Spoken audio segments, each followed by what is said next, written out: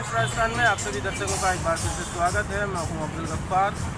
जैसा कि अभी हरफन हॉस्टल में आयोजित एक प्रोग्राम में मौलाना सरफराज फलाही ने शिक्षा की अहमियत पर जोर देते हुए बताया कि शिक्षा की कितनी अहमियत है और शिक्षा से इंसान कहां से कहां पहुंच सकता है। तो आइए जानते हैं हम उन्हीं की ज़ुबानी क्या कहा मौलाना सरफराज फलाही ने इस मौके पर। अल्हम्दुलिल्लाह वकफ़ा वस्सलामुन अला इबादिहिल लज़ीना इस्तफ़ा अम्मा बाद।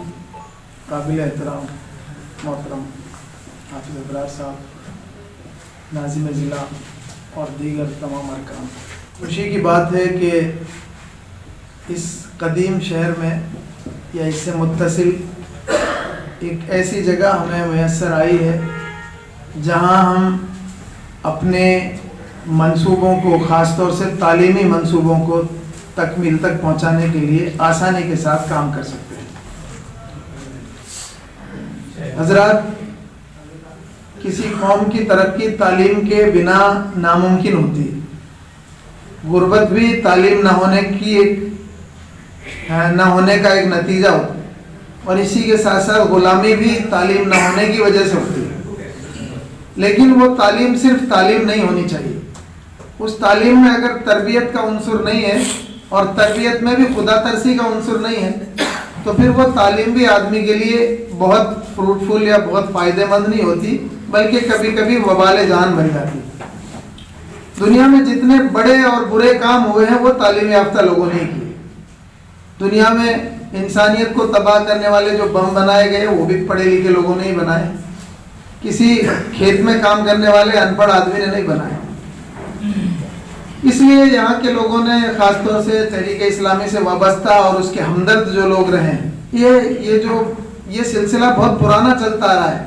हमारे अजीज़ भाई सलाम भाई, डॉक्टर आगा साहब और हकीम मुक़द्दिम साहब, इसके अलावा और भी कई लोग, हाजी बदरुद्दीन साहब, ये ऐसे लोग हैं जो इस मामले से जुड़े रहे। इससे पहले भी एक कोशिश की गई थी यहाँ एक मकतब खोलने की, वो कुछ दिन चला और उसके बाद बंद हो गया। उसके बाद फिर ये जगह खरीदी की गई थी।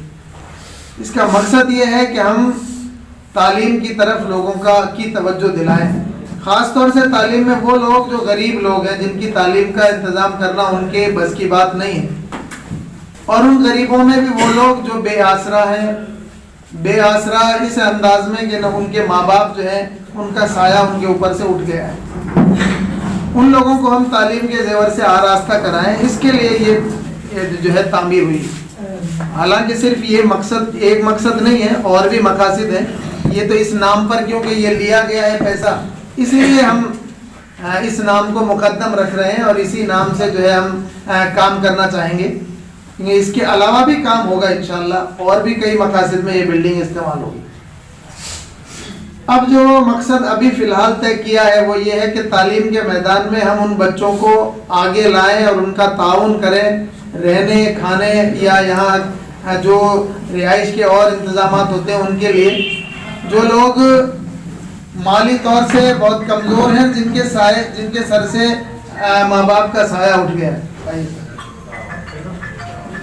यतीम लोग, यतीमों के ताल्लुक़ से अल्लाह के नबी ने बड़ी ताकीद फरमाई है कि समाज का ये फ़र्ज़ होता है कि उन यतीमों का लिहाज रखा जाए, उनका ख्याल रखा जाए, उनकी तरबियत में और उनकी ज़िंदगी गुजारने में जितना ताउन हो सके वो किया जाए।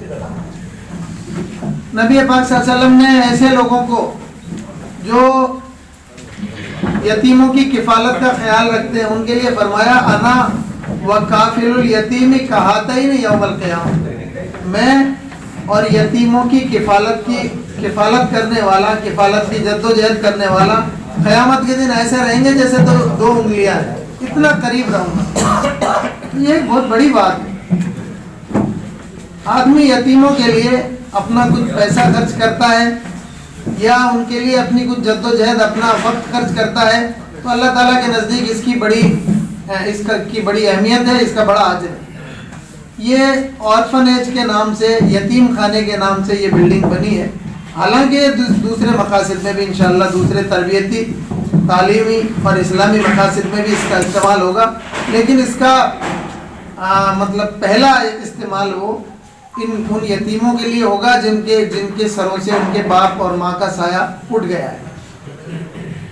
ظاہر سی بات ہے نبی پاک صلی اللہ علیہ وسلم نے جتنی اہمیت کے ساتھ اس کو بیان فرمایا، قرآن پاک نے بھی جگہ جگہ یتیموں کے تعلق سے جو ہے ہوشیار رہنے کے لیے کہا ہے۔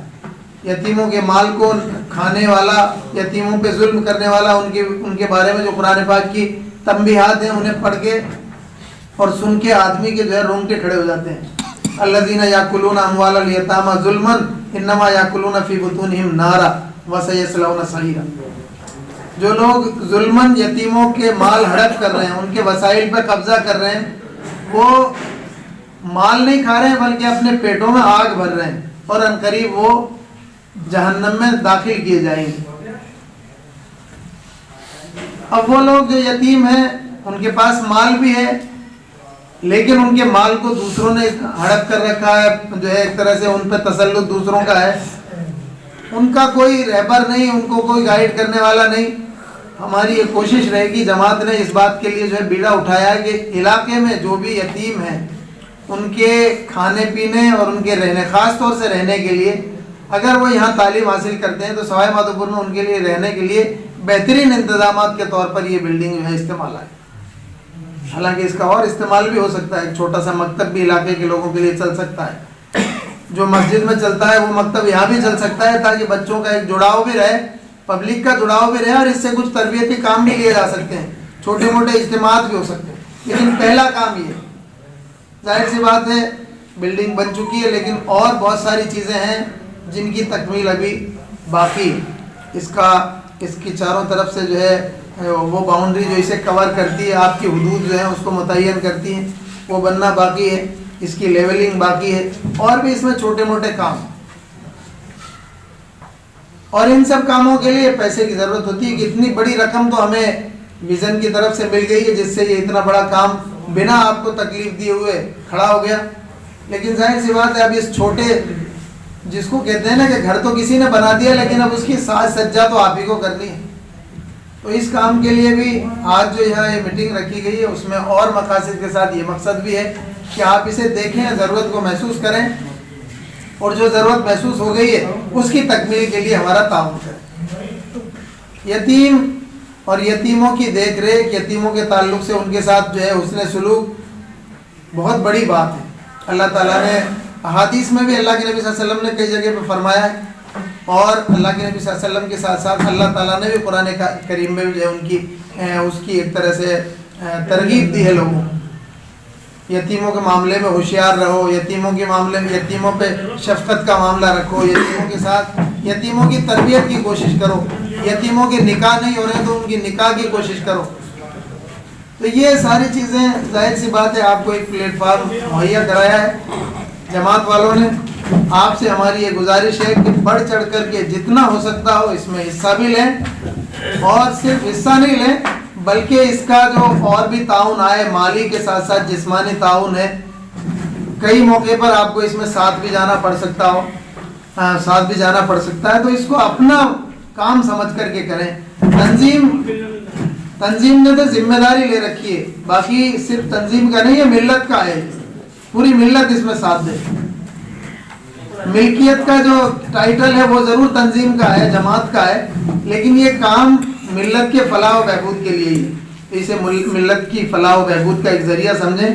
مجھے امید ہے کہ انشاءاللہ آپ اس کو بہت گہرائی سے سمجھنے کی کوشش کریں گے اور اس میں بڑی دلچسپی لیں گے، اور آپ سے جو توقعات ہیں ان منتظمین کو وہ انشاءاللہ پوری ہوگی۔ جیسا کہ مولانا سرفراز فلاحی نے ابھی شکشا کی اہمیت پر زور دیتے ہوئے ہر فن ہاسٹل میں آیوجت پروگرام میں کہا، آگے بھی ہم کسی اور خبر کے ساتھ، کسی لائیو کے ساتھ، کسی ڈیبیٹ کے ساتھ ملتے رہیں گے۔ تب تک کے لیے بنے رہے آپ نیوز فرسٹ پاکستان کے